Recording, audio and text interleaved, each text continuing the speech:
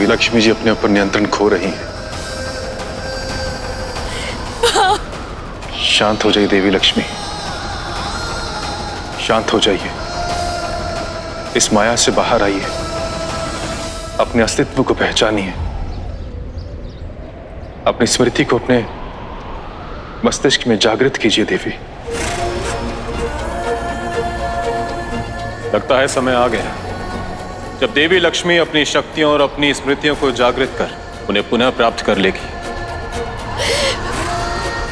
नहीं महादेव, हमें कुछ और भान हो रहा है। भार्गवी में देवी लक्ष्मी की शक्ति नहीं, अभी तो उनके आरना स्वरूप का तेज और क्रोध भर रहा है। नारायण, इस माया जाल के हट जाने के पश्चात देवी लक्ष्मी अपने अरना स्वरूप में आ गई है। हमें जल्दी सब कुछ मंगल करना होगा, नहीं तो देवी लक्ष्मी किसी भी नकारात्मक ऊर्जा के वश में आ सकती है और उन्हें हानि भी पहुंचा सकती है।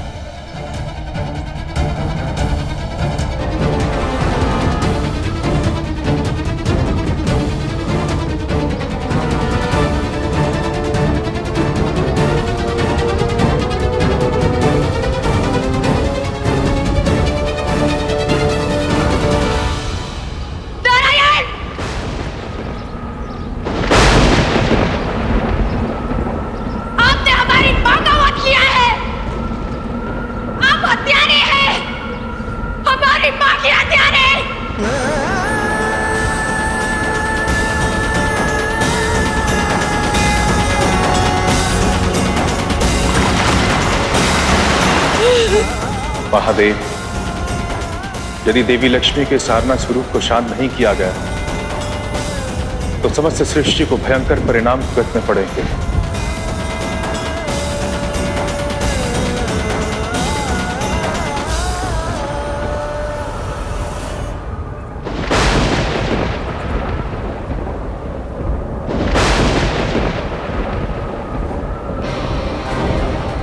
माता रानी का एक ऐसा कोप है, किसी भी अनिष्ट से रक्षा कीजिएगा माता रानी। भारती, यहाँ क्या कर रही हो? घर के अंदर चलो। चलो माँ।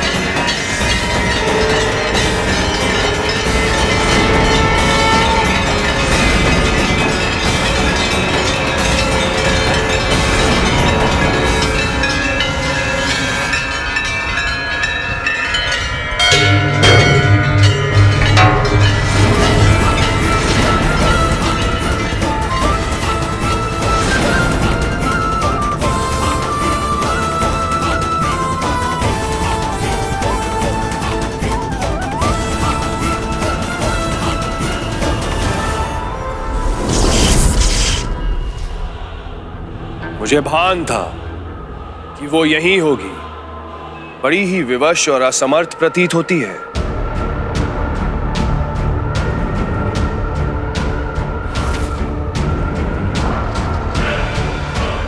ये देवी लक्ष्मी नहीं, उसकी आरना है। देवी लक्ष्मी का उग्र स्वरूप, अपनी शक्तियों के मध्य क्रोध का उबलता लावा, विस्फोट के लिए उग्र ज्वालामुखी की भांति उनकी विध्वंसक शक्ति है ये।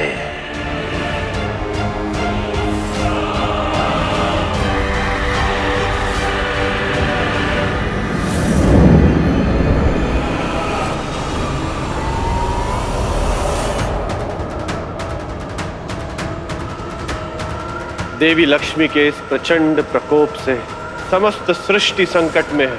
सारे प्राणी भयभीत हो रहे हैं। हमें उन्हें रोकना होगा, उनके क्रोध को शांत करना होगा। महादेव, देवी लक्ष्मी की अवस्था हमसे देखी नहीं जा रही है।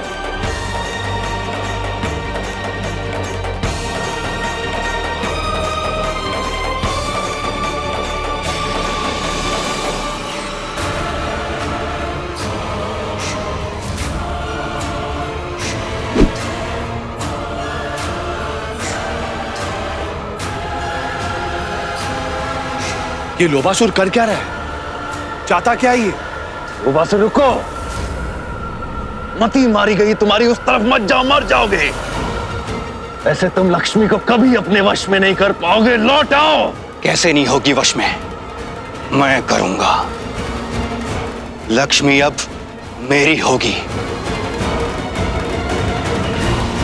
अब लोभ की होगी लक्ष्मी।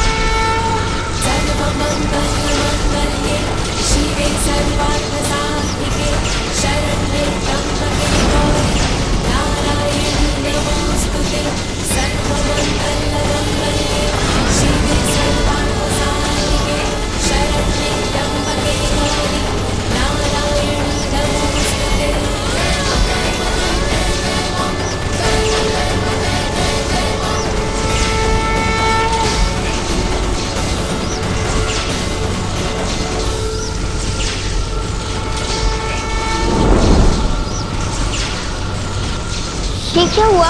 लोबासुर का अंत। जिस प्रकार विष विष को दूर करता है, उसी प्रकार लोभ ही लोभ का अंत करता है।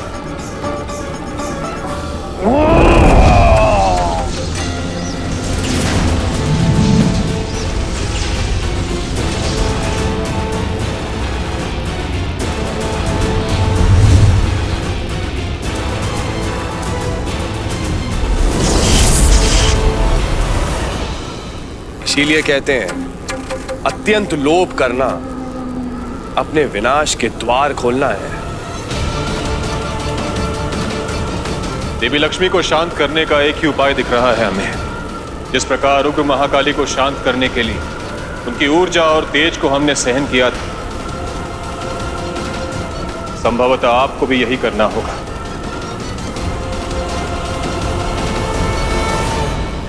किंतु दोनों परिस्थितियां विपरीत हैं। यहाँ भार्गवी के मन में नारायण के लिए भाव विपरीत है। महादेव, जब महाकाली ने आपके वक्ष पर चरण रखे थे तो उनके मन में बसे आपके लिए प्रेम और सम्मान के कारण उन्हें ग्लानि हुई, उन्हें अपनी गलती का आभास हुआ, वे शांत हो गई। किंतु भार्गवी के लिए नारायण उनकी मां के हत्यारे हैं। यही कारण है भार्गवी के मन में उठे प्रतिशोध के भाव में उनका उग्र आरना स्वरूप जागृत किया। इसलिए परिणाम विपरीत होने की संभावना अधिक है।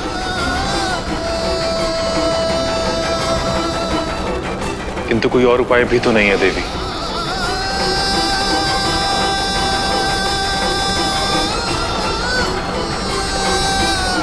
है नारायण।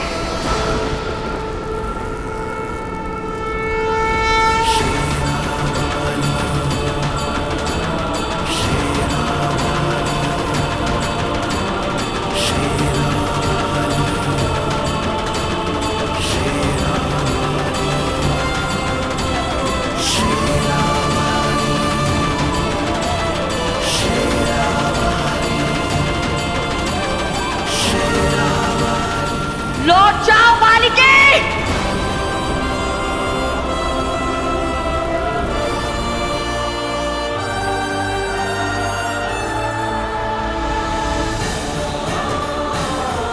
दूर चली जाओ! शांत हो जाइए ना देवी लक्ष्मी, विनती करते हैं। चली जाओ यहाँ से! सुना नहीं तुमने?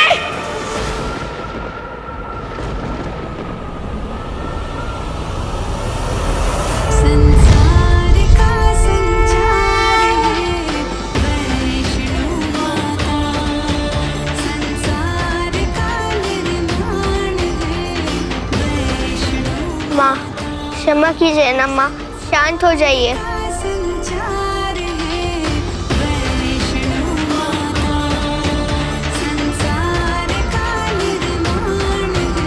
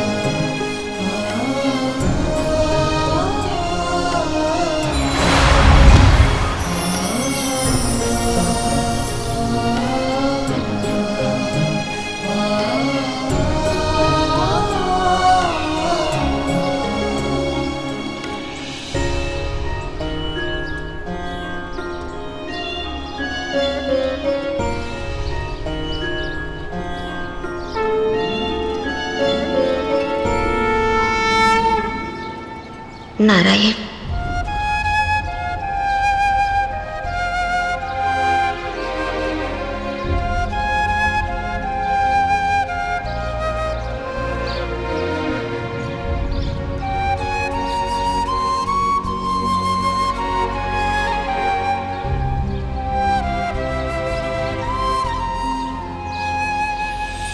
हम अभी लेकर आते हैं।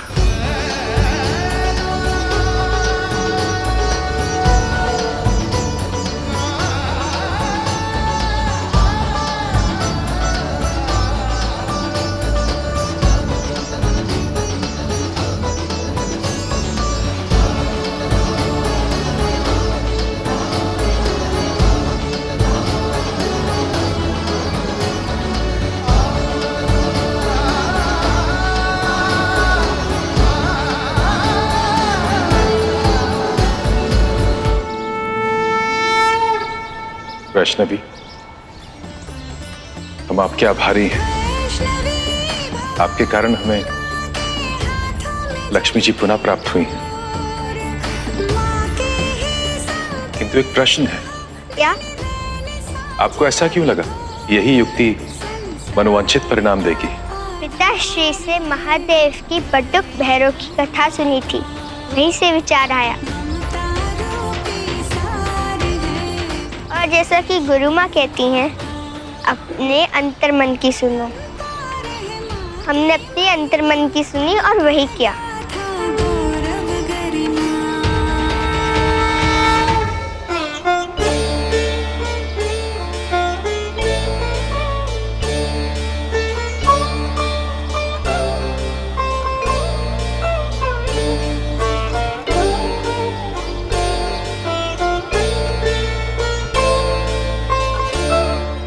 मंगल है। इस धरा पर मेरे जैसा भाग्यशाली कोई दूसरा मनुष्य नहीं होगा। मेरा सौभाग्य है कि मुझे त्रिदेव और त्रिदेवियों के एक साथ दर्शन प्राप्त हुए। मैं समस्त जीवन आप सबका कृतज्ञ रहूंगा। कृपा तो आपने हम पर की है ऋषिवर। यदि आप नहीं होते तो हमारी लक्ष्मी जी आज हमारे समीप नहीं होती। प्रभु, मैं यह क्यों भूल जाता हूँ, ये मात्र मेरी पुत्री नहीं, लक्ष्मी देवी है। जब भी ये विदा होती हैं, मेरा हृदय भर आता है। पुत्री का मोह विरह वियोग की वेदना बन जाती है। देवी हुई तो क्या हुआ पिताश्री, चाहे हम कोई भी स्वरूप में हो, किंतु रहेंगे तो आपकी भार्गवी ही। मेरा सौभाग्य है कि आपने मुझे अपना पिता चुना। मैं सदैव आपका आभारी रहूंगा। आभारी नहीं, आप सदैव हमारे पिताश्री रहेंगे। अब हमें प्रस्थान करना चाहिए।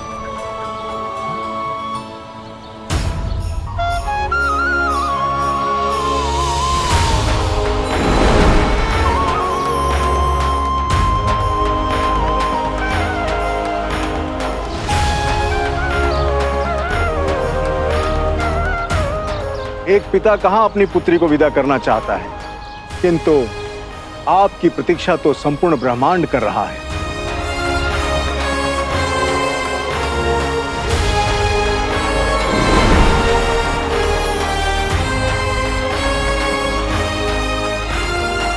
आप रुकिए, आपसे एक बात में कुछ पूछने का मन था। अवश्य पुत्री, मन में कोई संकोच मत रखो, पूछो क्या पूछना चाहती हो।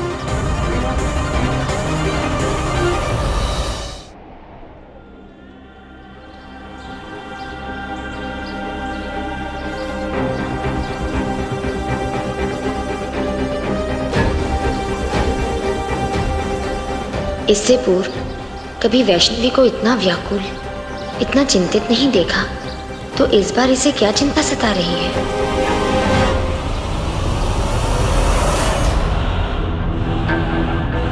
इन्हें इतना चिंतित तो पहले कभी नहीं देखा। सत्य कह रहे हो।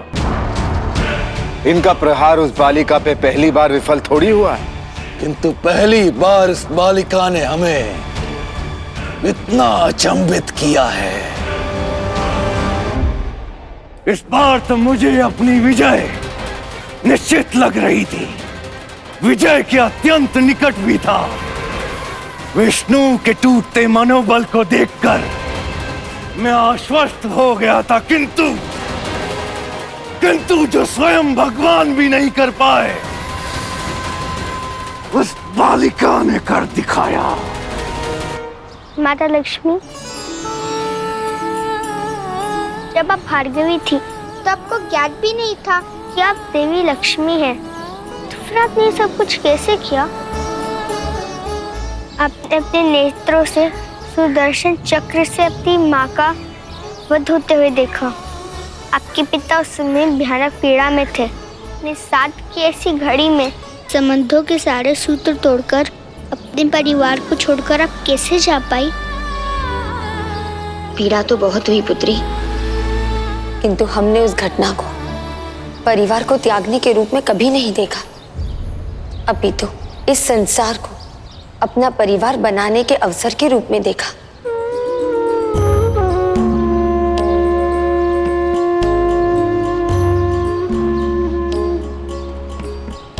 पुत्री, क्या तुमने कभी इल्ली को देखा है? इल्ली जानती हो? अंडे के बाद जो कीट होता है वही इल्ली ना? बाद में जिससे तितली बनती है? हाँ, वही इल्ली। कभी किसी इल्ली को तितली बनते देखा है?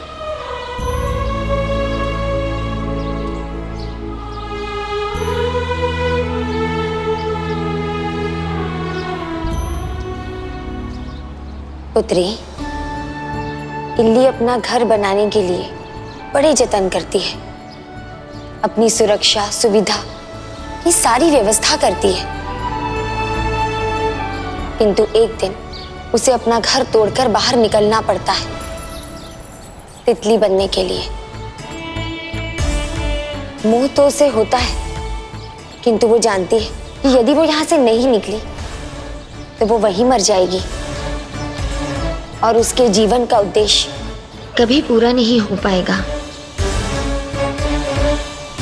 पुत्री, जब आप अपने मोह पाश को तोड़कर निकलते हैं तब आपको पता चलता है कि ये संसार कितना विशाल है और कितने लोग आपकी प्रतीक्षा कर रहे हैं। करोड़ों भक्त अपनी माता रानी के दर्शन के लिए विकल हैं पुत्री। सब आपकी प्रतीक्षा कर रहे हैं पुत्री। क्या आप उनकी मनोकामनाएं पूर्ण नहीं करेंगी? उनके दुख दूर नहीं करेंगी?